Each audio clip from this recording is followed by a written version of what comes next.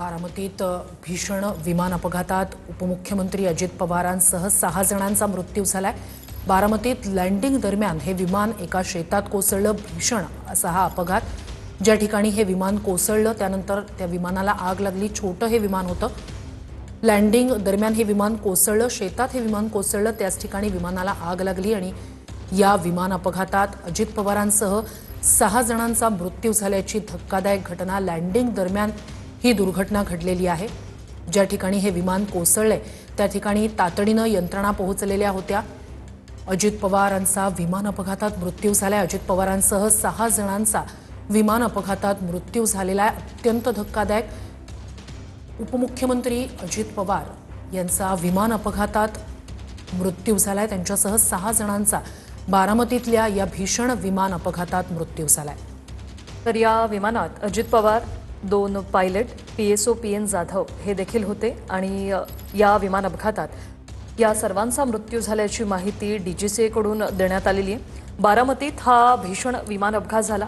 लँडिंगच्या वेळेला हा अपघात झालाय। मुंबईहून बारामतीत जाण्यासाठी अजित पवार निघाले होते। आज त्यांच्या 4 सभांचं आयोजन करण्यात आलं होतं आणि त्यासाठी अगदी पहाटेच अजित पवार हे मुंबईतून निघाले आणि लँडिंग दरम्यान बारामतीतच हा अपघात झालेला आहे। ही विमान दुर्घटना बारामतीमध्येच घडलेली आहे आणि यात महाराष्ट्राचे उपमुख्यमंत्री अजित पवार यांचं निधन झालंय। अजित पवार यांचा राजकारणातला प्रवेश 1982 मधला स्थानिक राजकारणात, मग बँकेचे संचालक, अधिक कारखाना, मग त्यानंतर बँकेचे अध्यक्ष असा प्रवास करत 1991 मध्ये अजित पवार लोकसभेवर निवडून गेले। मग त्यानंतर विधानसभा त्यांनी लढवली आणि सलग बारामतीतनं 7 वेळा ते निवडून आलेले आहेत। सध्या राज्याचे उपमुख्यमंत्री म्हणून ते कारभार पाहत होते। 2 जुलै 2023 मध्ये अजित पवार यांनी सरकारमध्ये जाण्याचा निर्णय घेतलेला होता। राष्ट्रवादीतल्या काही आमदारांसह अजित पवार त्यावेळेला सत्तेत सामील झालेले होते, तेव्हा ते उपमुख्यमंत्री।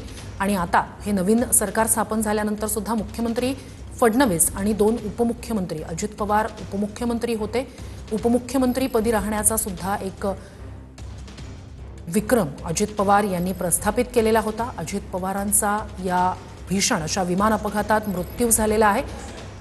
अत्यंत धक्कादायक बारामतीतला हा भीषण असा विमान अपघात, ज्या ठिकाणी हे विमान कोसळलं त्याच ठिकाणची ही दृश्य आपण पाहतोय। भीषण असा हा विमान अपघात, लँडिंग दरम्यान हे विमान कोसळलं।